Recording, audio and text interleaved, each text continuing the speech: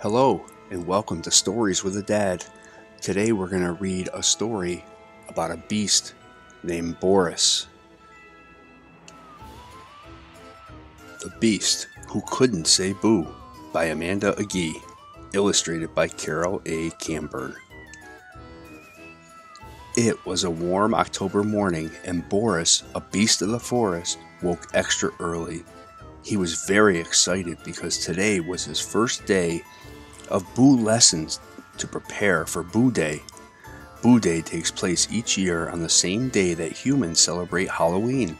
On this day, beasts hide in pumpkin patches and jump out and shout "Boo!" when a human comes along to pick a pumpkin. Boris had a surprise for his classmates.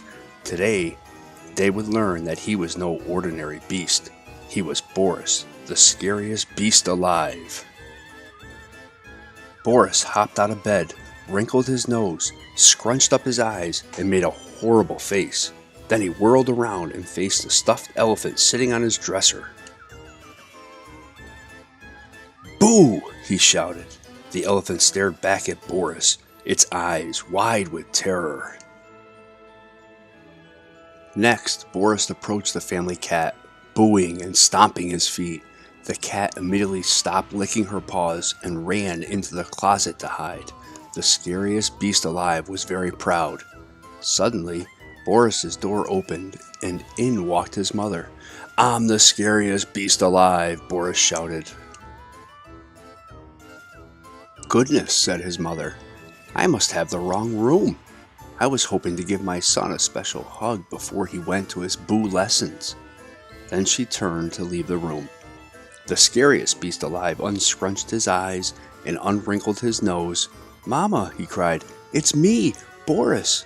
His mother turned and smiled. She opened her arms and Boris ran over and snuggled up against her. Even beasts like hugs.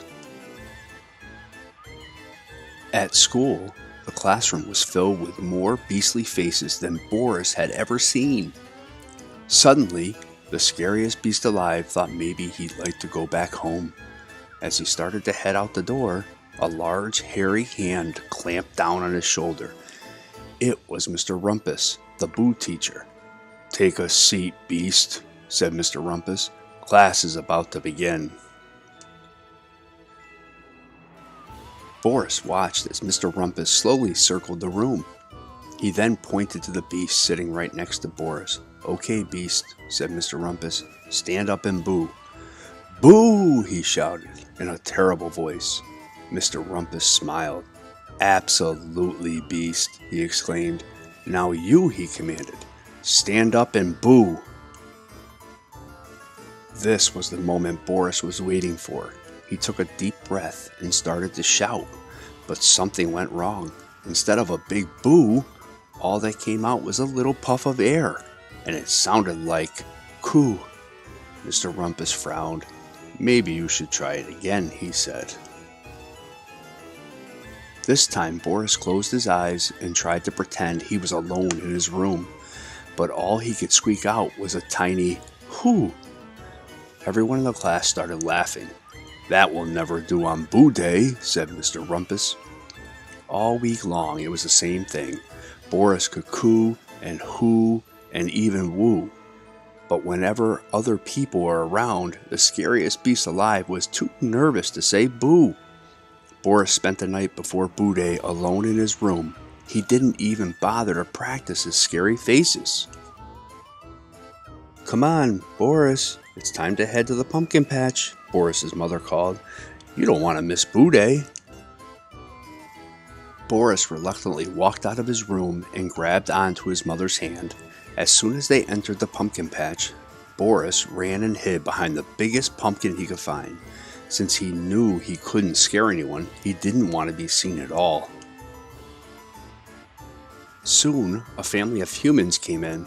They walked through the rows of pumpkins, not even noticing there was a beast hiding behind each one. Boris held his breath and tried not to make a sound. All of a sudden, his pumpkin started to shake. The humans were picking his pumpkin. Before Boris could run and hide somewhere else, a man, a woman, and a little girl were staring right at him. "What a cute little animal," said the woman. Boris could feel the other beasts looking at him. He knew he was supposed to scare the humans, but instead, he just kept holding his breath, hoping everyone would go away. "Can I keep it?" asked the little girl as she bent down to get a better look at Boris. Boris couldn't hold his breath any longer.